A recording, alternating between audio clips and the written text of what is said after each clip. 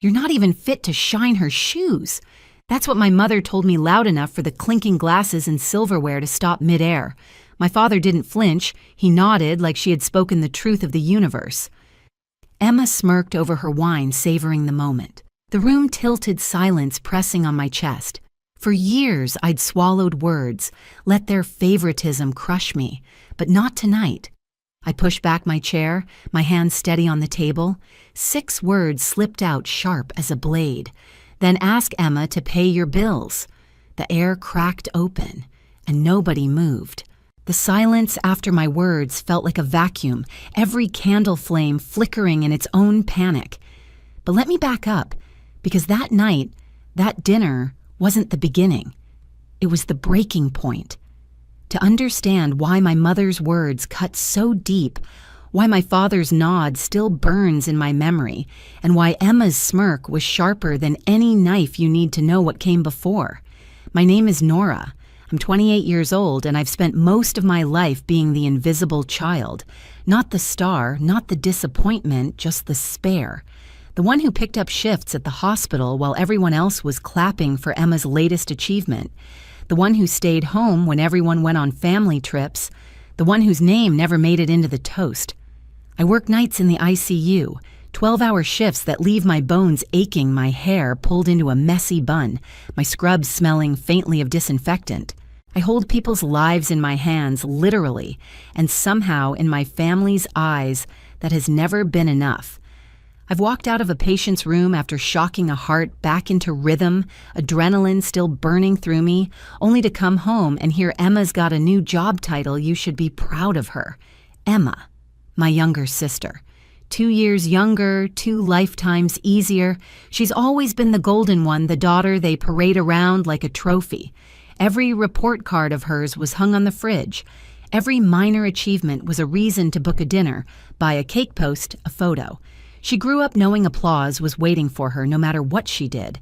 I grew up knowing silence. The favoritism wasn't subtle. It was loud, obvious, relentless. I was the one who picked up student loans, juggled tutoring on weekends, and still managed to put money into my parents' account when bills piled up. Emma. Her loans were magically taken care of. Her vacations were fully funded. Her mistakes were smoothed over before she ever felt their weight. I can still smell the roasted chicken from that night, see the expensive wine glasses lined up like a shrine to Emma's success. I had walked in straight from a night shift, my shoulders heavy, my scrubs wrinkled. She walked in, glowing in a dress that probably cost my entire grocery budget. My father leaned forward on every word she spoke. My mother hung on every detail. And me, I sat in the wobbly chair at the end of the table, the one nobody else wanted.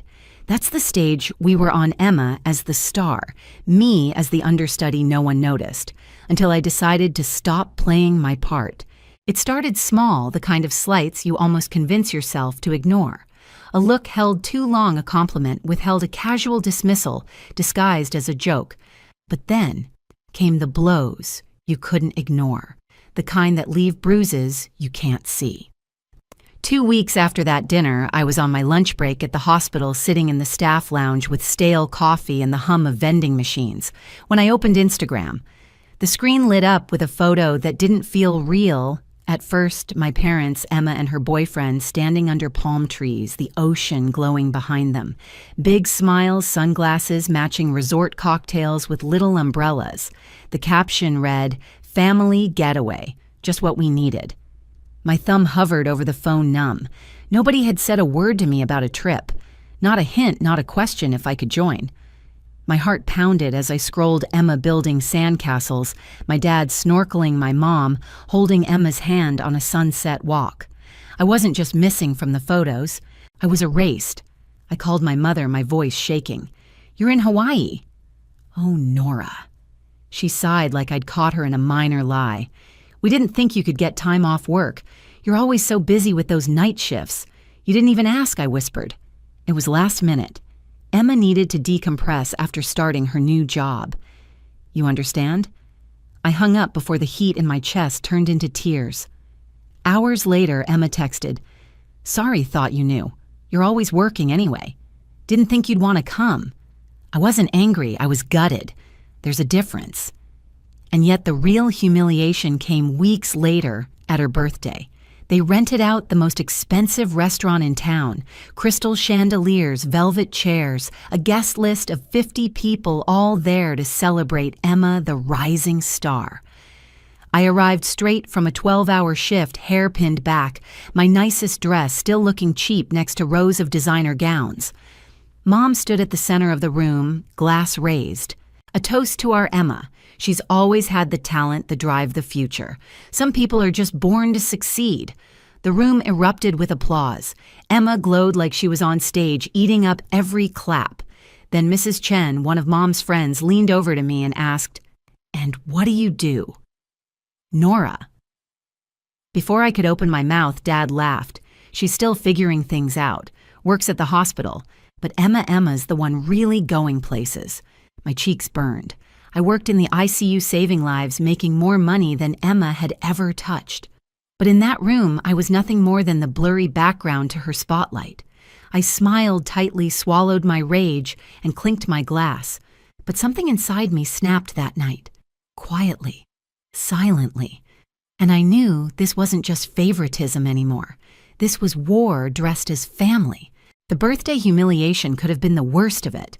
But life has a way of pulling the rug twice when you're already on the floor. A week later, I was helping my mother sort through a stack of bills at her kitchen table.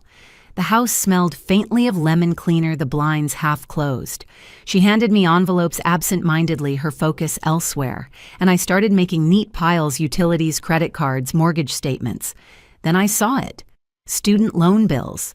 Emma's name printed in bold across the top. Every single one stamped, paid in full. My chest tightened as I shuffled through them. $45,000 in debt gone. My hands trembled as I flipped to the payment history. The money hadn't come from Emma. It hadn't come from my parents' income either. The account numbers matched the same bank account where I'd been depositing money every month for the mortgage. My voice cracked when I confronted her. "You used my money. You used my money to pay her loans." She didn't look ashamed. She didn't even look up. Emma needs to focus on her career growth. She can't be weighed down by debt right now. You have a stable job. You can handle responsibility. I've been drowning in my own loans, I said, my throat raw, working nights, weekends, tutoring every spare shift, and you use my mortgage payments for Emma. Nora, she said flatly, don't be selfish. Family helps family. Emma's success benefits us all. I couldn't breathe. The walls felt smaller, the air heavier. All this time I thought I was keeping a roof over their heads. Instead, I had been bankrolling Emma's entire lifestyle while breaking myself in half. The next day at work, I sat in the break room staring at the numbers I'd scrawled on a legal pad.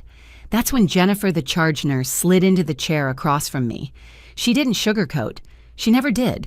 "You're literally paying for her life while they treat you like a failure," she said, tapping the pad. "This isn't family support, Nora. This is financial abuse." She helped me run the math. Over 2 years, I had funneled $47,000 into that house. Not just the mortgage, but Emma's loans, her car payments, even her credit cards. The numbers didn't lie. They sat there cold and merciless, staring back at me like proof of a crime. Something hardened in me that day, the kind of resolve that comes when you've been stripped bare when there's nothing left to lose. I stopped paying the mortgage and waited for the storm I knew was coming. The calls started within a week. First it was my mother, her voice tight brittle. "Nora, the bank called. The mortgage payment's late. Is something wrong with your account?" Then my father, angrier. "This family depends on you. Don't you dare let us down." Even Emma called for once, her voice tinged with worry. "Nora, Mom's freaking out. Just make the payment, okay? You know I can't handle this kind of stress right now." Stress. The word made me laugh out loud, bitter and sharp. I had been carrying their stress on my back for years, and they never even noticed. Now with one missed payment, they were unraveling. That was when I said it, calmly, even kindly. "Let's have dinner. Saturday night. Let's talk about financial contributions." They agreed immediately, probably imagining they could guilt me back into line. They thought I was scared. They thought I was weak. They didn't know I had spent the last 2 weeks building my arsenal. Saturday came with the same choreography my family had always practiced. My mother cooked an elaborate meal, roast beef, mashed potatoes, the works, thinking food could soften me. My father uncorked a bottle of wine, trying to set the mood, like this was a celebration instead of an intervention. Emma swept in late, her diamond engagement ring, flashing ready to announce more wedding plans. I sat down quietly, folder in my bag, heart steady for the first time in months. Dinner went as expected. They laughed, they toasted. They pretended everything was fine until my father cleared his throat and began the lecture. Nora, we need to talk about responsibility, family obligations. You can't just stop paying because you're having some emotional crisis. My mother leaned in, her tone sharp. This family depends on you. Emma's building her future, and we all need to sacrifice so she can succeed. Emma nodded, smug and certain, like she was the queen in some play we were all forced to perform in. Then my mother looked at me with that same cold sneer, the same words she'd spit weeks before. You'll never be as good as your sister. I pushed back my chair, slow and steady, my hands calm on the table. Then ask Emma to pay your bills. Silence. You could hear the clock ticking in the hallway. I reached into my bag, pulled out the thick folder, and laid it on the table. Page after page landed in front of them with a soft thud that echoed louder than any shout. I've paid $47,000 into this family. Over the last 2 years, I said, my voice clear, unwavering. Your mortgage, Emma's student loans, her car payment, even her credit card bills when she overspent. Every dollar documented, every lie exposed. Emma's face went pale. She picked up one of the statements, her hand-trembling eyes darting over the numbers. Mom, Dad, I didn't know. I thought you were helping me. Of course she didn't know. That was the cruelty of it. They'd let her believe she was the golden child, the success story, while I funded her entire life. My father's face flushed crimson. He snatched a page, scanning it like he could will the numbers to change. This doesn't mean anything. We're family. Families help each other. No, I said, slamming my palm lightly against the papers. This isn't family. This is theft dressed up as love. My mother started to speak, excuses tumbling from her mouth, but I cut her off. You told me I'd never be as good as Emma. You said I wasn't fit to shine her shoes, yet it's been my money keeping this house standing. My money paying her debt. My money covering your mistakes. Tell me who's carrying who. The room went dead still. Emma was crying openly now, mascara streaking her cheeks, staring at the truth in black and white. My father's shoulders sagged. My mother's face twisted, searching for control she no longer had. You wanted a successful daughter, I said, my voice shaking now, but not from fear, from fury, from freedom. Well, here she is, the nurse who makes $89,000 a year, the woman who's been accepted into a nurse practitioner program who's about to break 6 figures. You didn't want to see it. You wanted Emma to be the star, but you built her spotlight on my back. Nobody spoke. The silence was suffocating. I gathered the papers back into my folder, each page sliding into place like a final nail in their coffin. Then I stood pushing my chair back without another word. The mortgage stops now, I said, my voice calm, final. Emma can pay her own bills, and so can you. I walked to the door, my footsteps steady each one, pulling me further from years of invisibility. Behind me, I heard Emma sob. My father mutter my mother's sharp inhale like she was drowning. But I didn't turn back. Not this time. When the door shut behind me, it was the loudest sound of my life. I didn't go back after that night. Not for Sunday dinners. Not for birthdays. Not even when Emma tried calling me 3 days later. Her voice cracking through the voicemail. Please, Nora, can we just talk? I moved to another city within 2 weeks. The hospital there welcomed me with open arms, offering a nurse practitioner position and a salary I'd only dreamed of before, $120,000 a year.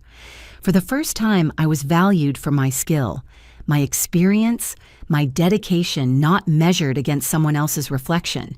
Meanwhile, back at home, the cracks I'd predicted widened fast. Without my payments, the mortgage slipped behind. 6 months later, the house went into foreclosure. My parents, who once sat so high on their throne of judgment, were forced to downsize to face the kind of struggles they'd always dumped onto me. Emma's world collapsed too. Her engagement fell apart when her fiancé realized the vacations, the lifestyle, the glow he thought was hers had all been propped up by me. The moment the money disappeared, so did he. She called me again, then sobbing, begging for help. But I didn't answer. Because here's the truth, I was never the weak one. I was never the failure. I was the foundation. And once I pulled that foundation away, the castle they built on lies came crashing down. Walking away didn't hurt the way I thought it would. For years, their silence had been a knife. But this new silence, the silence of finally being free, wasn't painful. It was peaceful. I built a new life surrounded by colleagues who respected me, friends who saw me people who didn't need me to prove my worth with receipts, and I finally understood success isn't about being chosen, praised, or paraded. Success is knowing your own value and never letting anyone make you pay to prove it. Sometimes the greatest act of strength is walking away. I thought I needed their approval to matter, but what I really needed was my own respect. I gave everything, my money, my energy, my loyalty, only to be told I'd never measure up. But the day I stopped paying for their dreams and started investing in mine was the day I finally won. If you've ever felt like the invisible one in your family, know this: you are not alone. Your worth doesn't come from their praise, it comes from you. Tell me in the comments, have you ever had to choose between family loyalty and your own self-worth? And don't forget to subscribe. More stories are coming.